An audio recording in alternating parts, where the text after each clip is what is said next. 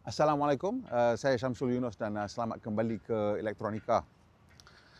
Hari itu bila Volkswagen melancarkan Golf 8.5, dia tunjukkan the Golf, normal Golf dengan GTI 8.5. Typically bila facelift ni kita memang tak begitu bagi dia a lot of attention lah sebab selalunya perubahan tu kecil. Dan kalau you tengok dia punya spec sheet baru untuk Golf 8.5 ni, perubahan paling besar saya kira ialah pada enjin dia lah. Dia boost power by about 20 PS tapi torque dia maintain sama.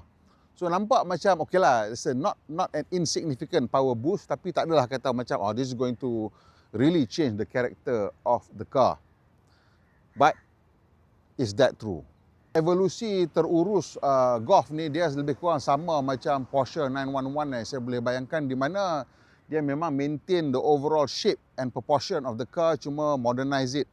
Dan bila kita sampai ke 8.5 ni, memang this is typical of current Volkswagen punya design language, di mana dia banyak menggunakan lipatan-lipatan untuk menunjukkan dia punya manufacturing capability. Dan kat depan ni kita nampak trend dia menggunakan honeycomb ataupun bentuk sarang lebah ni.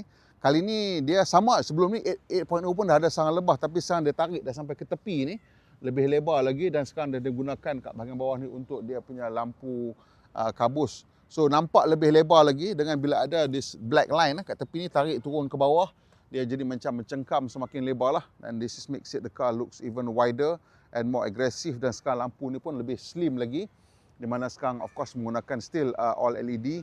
Dia punya logo ni juga dah menyala sekarang.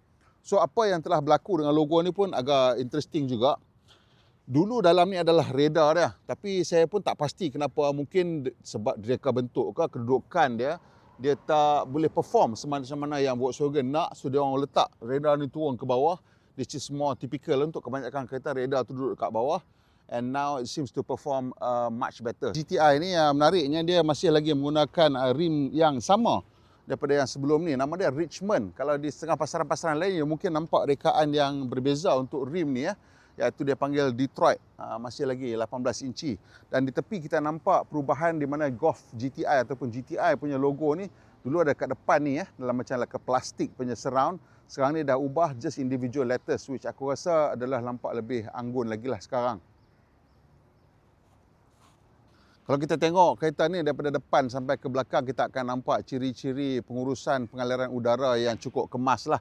Kalau dekat bahagian bumbung ni kita nampak dia punya spoiler ni ada sedikit ductile ke belakang ni untuk menarik udara tu naik ke atas. Dan of course dekat bahagian tepi ni dia punya aliran permukaan dia adalah kemas, dan di sini ada sedikit tearaway untuk membantu aliran udara keluar dengan kemas ke belakang dan tidak menghasilkan ketidakstabilan pada kelajuan tinggi. Lampu belakang ni telah direka bentuk semula, kali ini menggunakan lebih banyak elemen-elemen 3 dimensi.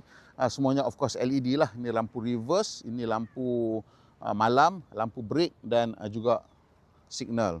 Sorry kereta kotor sikit, tapi inilah dah habuk 1,200 lebih kilometer yang kita bawa kereta ni sepanjang 4 hari kereta ni bersama kami lah. So kalau kita tengok bumper belakang ni pun dah ada kemas sikit dan masih lagi menggunakan twin exhaust pipe. Menariknya twin exhaust pipe untuk GTI ni dia memang ada pop sikit lah kalau you bawa dan you lepas throttle around 3,000 lebih sikit, dia ada pop and bang. So agak menarik juga. So kita tengok dalam boot pula. Keutamaan Volkswagen Golf ni ialah sebagai kereta keluarga lah. Jadi practicality itu adalah sesuatu yang sangat penting. Dan kita nampak dia akan teruskan dengan boot yang tidak mempunyai intrusion ataupun kemasukan yang besar daripada ruang roda. Dan lantai ni sebenarnya ini adalah kedudukan tinggi lah, di mana kalau you ada bawa beg yang besar-besar, mungkin you tidak mahu ada load lip lah. Yang ada sedikit load lip lah untuk memberikan ruang lah saya kira kan. Load lip tu adalah tinggi dalam 1,5 inci, 2 inci macam tu. Might be a thing bila you nak angkat, you kena akan scrape atas ni lah. But I think that's quite a minor punya issue. Dan dia datang dengan this hard floor yang you boleh tolak turun ke bawah dan menghasilkan lantai yang lebih rendah lagi. Ada tambahan lebih kurang dalam 3 inci yang will increase the volume.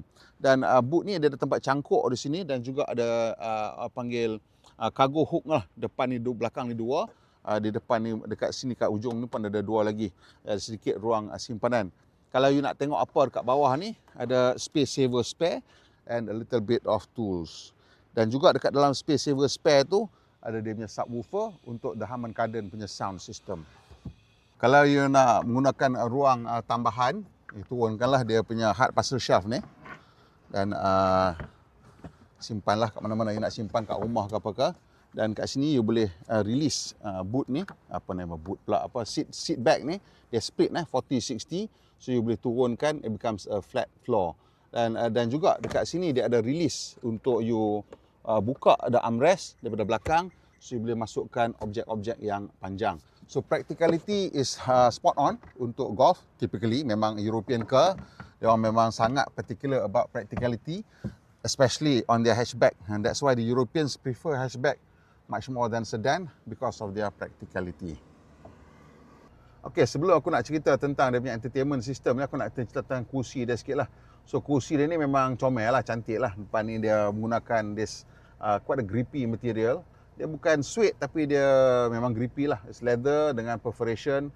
Sebab kita ni ada heated seats and ventilated seats. Tapi you perasan dekat sini dia tak ada power seats . So kat sini secara manual lah, you kena crank out pula jenis apa? Jenis crank ni, nampak ni. Kalau setengah kereta sekarang main tarik kan, tak ada. Ni Volkswagen masih lagi menggunakan cara tradisional dia orang dengan this pemulas ni lah. So pemulas ni ada pro and cons lah. Obviously dia bagi you aturan yang lebih precise lah. You boleh tarik precisely kat mana you nak.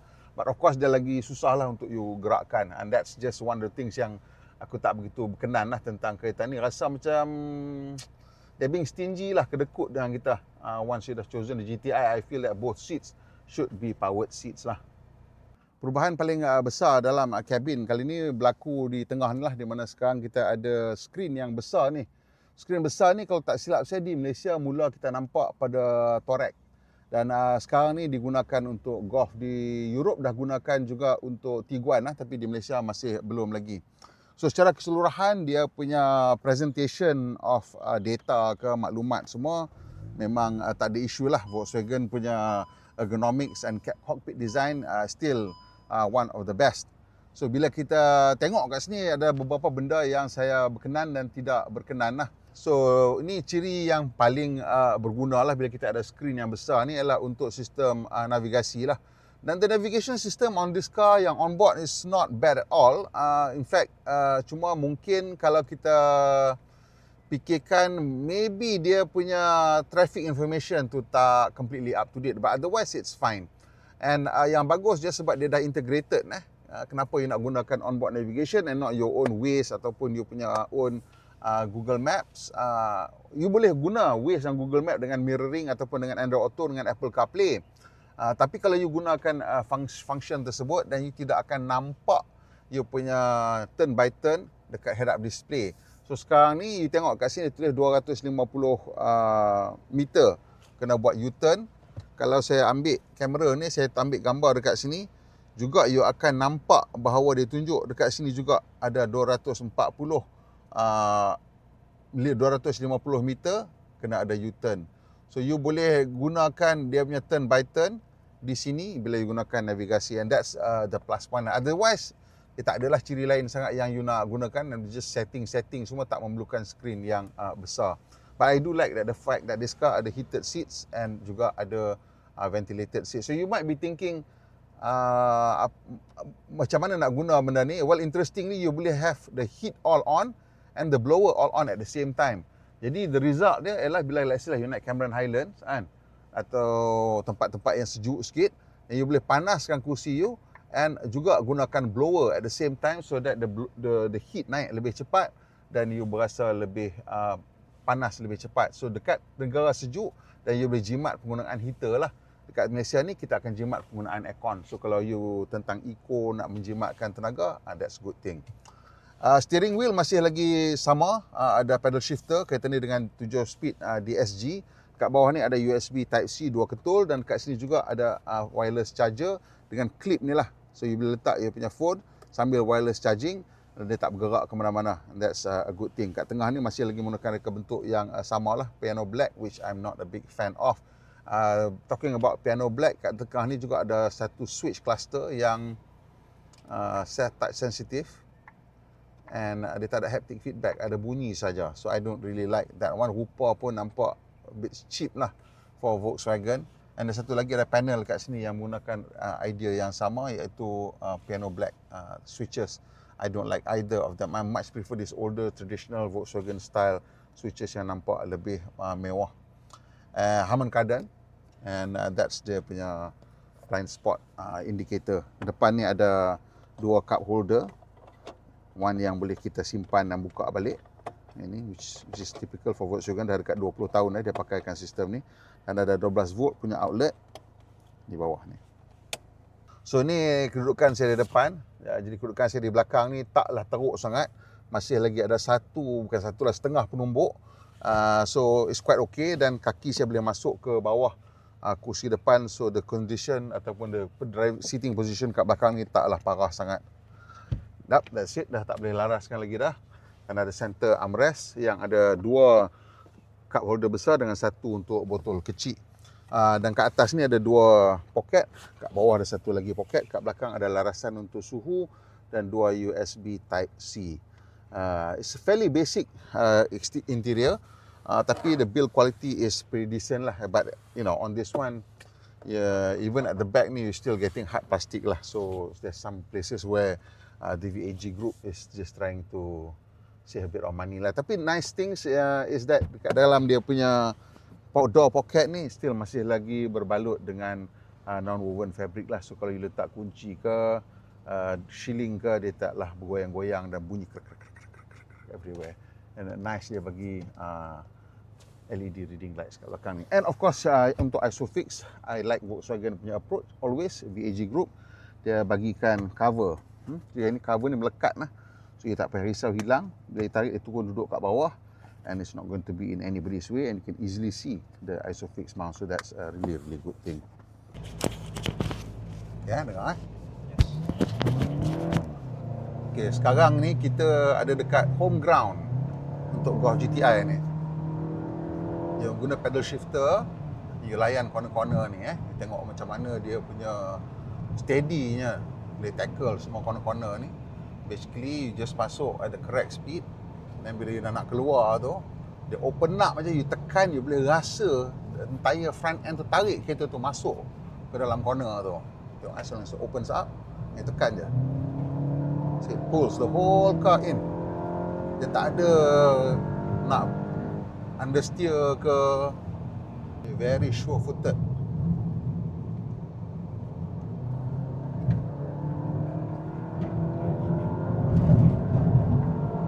Even those massive jalan yang pecah macam tu pun steady, dia tak crash over the bumps. Effortless. Slam down sikit, slow down, slow in, fast out, always. See? Dia tak nampak, tak ada banyak correction. Calm, tenang, dia tenang sangat. Ni dia balik kampung dia balik kampung, dia happy sangat dia jumpa jalan ni. And dia punya power delivery dia dah improve sikit, the throttle response dah improve sikit. At low speed mungkin dia akan complain, kata dia macam jerking sikit lah. Okay, now in sports mode. Dia even lower. Tadi dia on normal rasanya. Now on sports.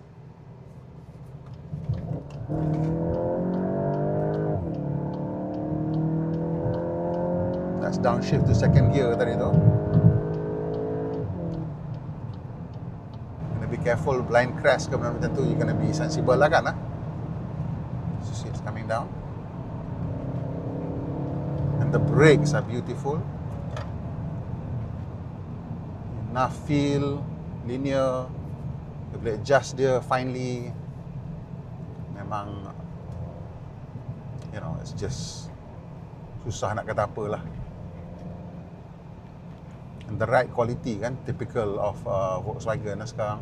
Firm, tapi bukan keras. Dia masih lagi ada suppleness. Dia ada give. Bila langgar permukaan kecil-kecil tu, you boleh rasa dekat the seat of your pants. You can feel ada permukaan tu, tapi dia tak kasar. As a result, you akan rasa macam hero lah bila you bawa kereta ni. You feel like a hero. How dia dah set up benda tu kan, untuk just conquer jalan-jalan macam ni. dengan dia punya, I don't know apa dia pakai kat depan tu, macam mana dia set the differential torque vectoring dia untuk tarik kiri ke kanan. Tapi you nampak tadi kan, every corner I just power out. Tu memang just progressively piling on the throttle sampai full throttle, and memang actually boleh rasa dia tarik kereta termasuk ke dalam corner.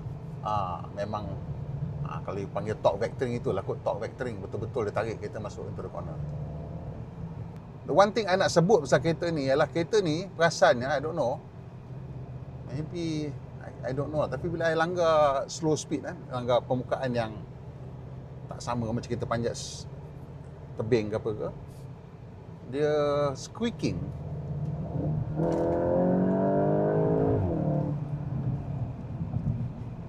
Ada squeaking macam body tu flexing.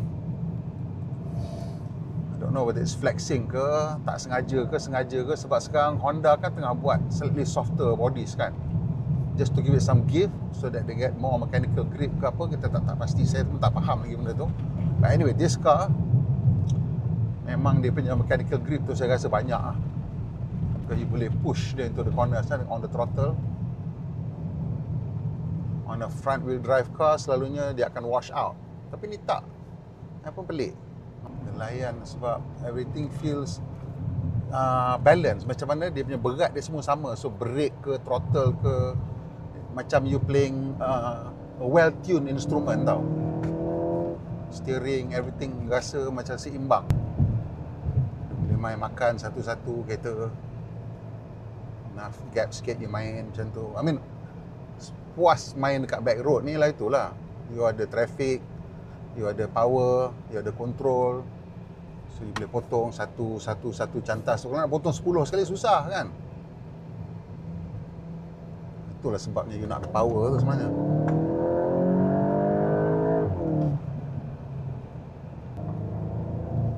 Bunyi exhaust dia pun dah tune, there's a bit of a growl,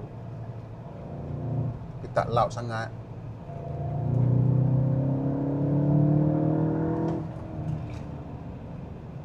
Kita dah memandu dengan agak laju jugalah di jalan Libuh Raya Timur Barat tu.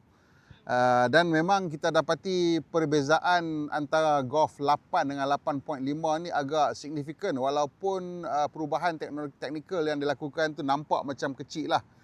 Power bump lah saya rasa yang paling signifikan, meningkat daripada 245 ke 265 PS.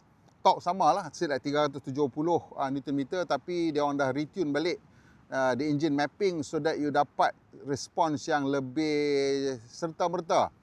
Tapi setengah orang akan rasa macam jerking sangat. But anyway, memang bila kita dah bawa laju tu masih lagi berasa dia very responsive lah. Masih guna 7-speed DSG. Perubahan-perubahan yang besar lagi yang dia dah lakukan kepada chassis lah.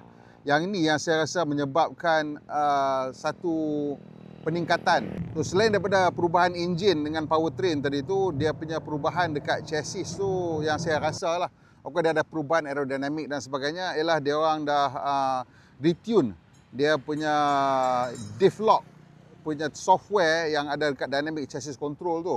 I tak tahu lah apa benda yang dia orang buat in terms of dia punya tuning tu, tetapi bila dekat jalan belakang ataupun dekat jalan timur barat tu, you boleh nampak pengalaman kita di mana kereta tu dia memang corner macam seolah-olah ada rail lah. Maksudnya dia tarik kereta tu masuk ke dalam selekoh apabila kita tekan minyak. So that's a really big improvement saya rasa over the previous Mark 8. Bukanlah yang Mark 8 tak sedap, tapi yang ni dah lebih responsif lagi going into the corners. Mungkin kalau saya katakan rasa lebih dekat macam Golf R. Of course Golf R ada 4 motion all wheel drive, so there's a little bit of understeering dekat situ.